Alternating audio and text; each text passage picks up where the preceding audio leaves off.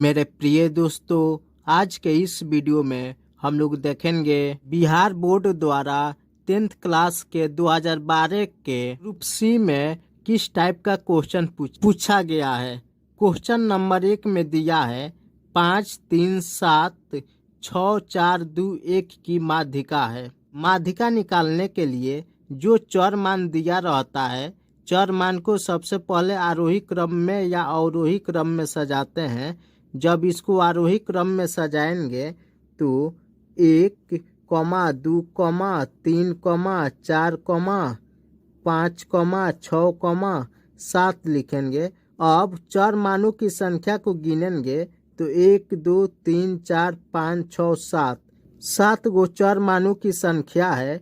तो यहाँ पर n का वैल्यू 7 प्राप्त हुआ। 7 एक विषम संख्या है। जब चर मानों की संख्या विषम आ जाता है तो माध्यिका बराबर होता है माध्यिका बराबर होता है माध्यिका बराबर n प्लस 1/2 चर मान। जब n का वैल्यू सम संख्या होता है तो माध्यिका बराबर होता है n/2 चर मान प्लस n/2 प्लस 1वां चर मान बट्टा 2। यह का वैल्यू विषम संख्या है तो इसका यूज करेंगे, यानी माध्यिका बराबर लिखेंगे n प्लस 1/2 चर मान बराबर n का वैल्यू 7 है तो 7 में 1 जोड़ेंगे तो 8 होगा।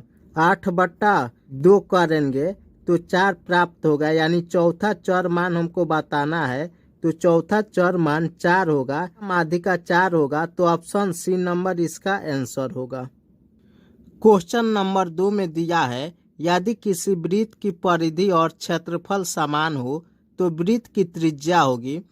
यहाँ पर वृत्त की परिधि और क्षेत्रफल दोनों समान दिया है तो वृत्त की परिधि होता है 2πr बराबर हो जाएगा πr², क्योंकि परिधि और क्षेत्रफल दोनों बराबर है तो पाई से पाई कटेगा, 1r से 1r कटेगा तो r का वैल्यू हो जाएगा r बराबर 2 इकाई। तो ऑप्शन ए नंबर इसका आंसर होगा।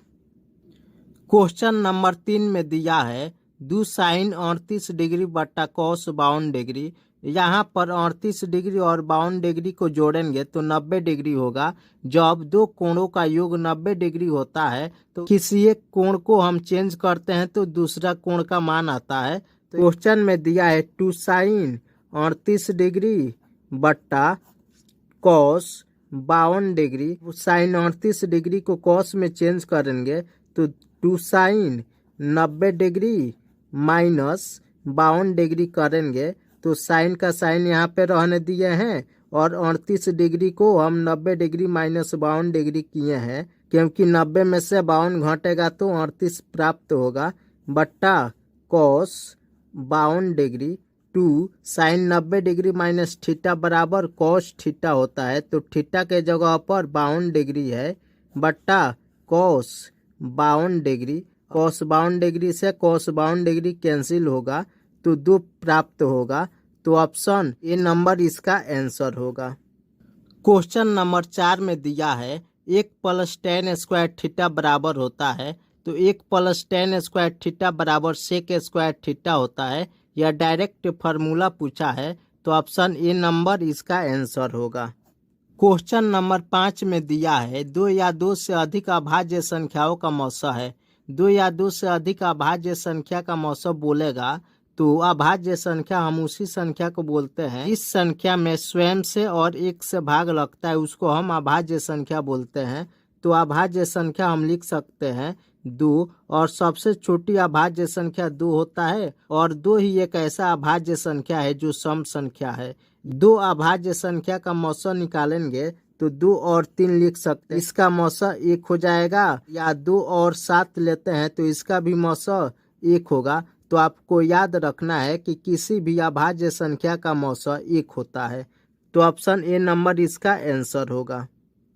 क्वेश्चन नंबर 6 में दिया है युगपत समीकरण 2x + 3y बराबर 5 और 4x + 6y बराबर 9 है, निकाय है। यहाँ पर हमको A1 बटा A2 बराबर B1 बटा B2 बराबर C1 बटा C2 करके देखना पड़ेगा। उसके बाद हम इसका हल निकाल सकते हैं। तो यहाँ पर A1 का वैल्यू 2, B1 का वैल्यू 3 और C1 का वैल्यू 5 हम समीकरण 1 से लिख लिए। अब समीकरण 2 से A2, B2 और C2 का वैल्यू लिखेंगे। तो A2 का वैल्यू 4, B2 का वैल्यू 6 और C2 का वैल्यू 9 होगा। अब A1 बटा A2 निकालेंगे। A1 बटा A2, तो A1 का मान 2 और A2 का मान 4 है, तो यहाँ पर 1 बटा 2 प्राप्त होगा। फिर अब B1 बटा B2 निकालेंगे। तो B1 का मान 3 है और B2 का मान 6 है, तो इसका भी मान 1 बटा 2 प्राप्त होगा। C1 बटा C2 करेंगे। C1 का वैल्यू 5 और C2 का वैल्यू 9 है। यहाँ पर हम देख रहे हैं कि A1 बटा A2 और B1 बटा B2 बराबर है 1 बटा 2, 1 बटा 2 दोनों का मान है। लेकिन C1 बटा C2 का मान 5 बटा 9 है, जो A1 बटा A2 और B1 बटा B2 के बराबर नहीं है। तो यहाँ पर कंडीशन होता है कि जब A1 बटा A2 बराबर B1 बटा B2 बराबर नहीं होता है C1 बटा C2 के, इस स्थिति में इसका कोई भी हल नहीं होता है। जब कोई हल नहीं होगा तो इस स्थिति में समीकरण निकाय असंगत होगा। तो ऑप्शन ए नंबर इसका आंसर होगा। क्वेश्चन नंबर 7 में दिया है वृत्त का केंद्र O है, बिंदु P से खींची गई दो स्पर्श रेखाएं PA और PB एक दूसरे से 80 डिग्री के कोण पर झुकी है, तो कोण POA का मान है। यहाँ पर एक वृत्त हम खींचते हैं, वृत्त जिसका केंद्र O है। वृत्त के केंद्र से कुछ दूरी पर बिंदु P है। अब P से दो स्पर्श रेखा खींचा गया है वृत्त पर। यहाँ पर AP और BP दो स्पर्श रेखा हम खींच दिए। स्पर्श रेखा यानी PA और PB के बीच का कोण 80 डिग्री है। तो बताना है कि इसके त्रिज्या को स्पर्श रेखा से मिलाएंगे। कोण POA यानी इसको जब हम मिलाएंगे तो यह कोण का मान बताना है। तो आपको ध्यान में रखना है कि किसी भी बाह्य बिंदु से दो स्पर्श रेखा खींची जाती है, तो दोनों स्पर्श रेखा के द्वारा जो कोण बना रहता है उस कोण को दो बराबर भागों में बांटता है। जब वृत्त के केंद्र से उस बिंदु को मिलाते हैं, जब कोण P दो बराबर भागों में बांटेगा तो केंद्र पर का भी कोण दो बराबर भागों में बांटेगा। और आपको मालूम है कि स्पर्श रेखा पर जब त्रिज्या खींचा जाता है तो वह 90 डिग्री का कोण बनाता है, तो यह 90 डिग्री हो जाएगा। फिर यहाँ पर त्रिज्या को स्पर्श रेखा के साथ मिलाए हैं तो यहाँ पर भी 90 डिग्री का कोण बनेगा। यह एक चतुर्भुज बन गया AOBP। तो यहाँ पर चतुर्भुज के चारों कोणों का योग 360 डिग्री होता है।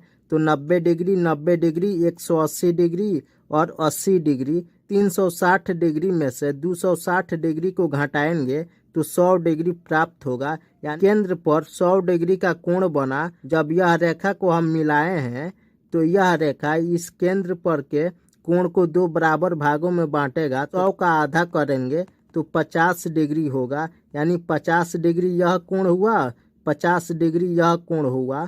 तो POA का वैल्यू 50 डिग्री होगा। तो ऑप्शन ए नंबर इसका आंसर होगा। क्वेश्चन नंबर 8 में दिया है बिंदु -8, 6 किस चतुर्थांश में स्थित है। तो x का वैल्यू यहाँ पर यानी x बराबर दिया है, x बराबर -8 और y का वैल्यू दिया है 6। तो x माइनस में और y प्लस में द्वितीय चतुर्थांश में होता है। तो ऑप्शन बी नंबर इसका आंसर होगा। क्वेश्चन नंबर 9 में दिया है निम्नलिखित में कौन परिमेय संख्या है। तो जो संख्या रूट के अंदर रहता है उसको हम परिमेय संख्या नहीं बोल सकते हैं। जब वह रूट के बाहर निकलता है उसको हम परिमेय संख्या बोलते हैं। तो √3 है, तो यह परिमेय संख्या नहीं है। तो ऑप्शन ए नंबर इसका आंसर नहीं होगा। ऑप्शन बी में दिया है 2√2 बटा √2। √2 से √2 कट गया तो 2 बचेगा। 2 एक परिमेय संख्या है। तो ऑप्शन बी नंबर इसका आंसर होगा। क्वेश्चन नंबर 10 में दिया है के किस मान के लिए समीकरण x प्लस 2y बराबर 7 तथा 2x प्लस ky बराबर 14 समपाती होगा। समपाती होने के लिए कंडीशन होता है a1 बट्टा a2 बराबर b1 बट्टा b2 बराबर c1 बट्टा c2 होता है। तो दोनों इक्वेशन समपाती होता है। तो इक्वेशन दिया है x प्लस 2y बराबर 7 और 2x प्लस ky बराबर 14।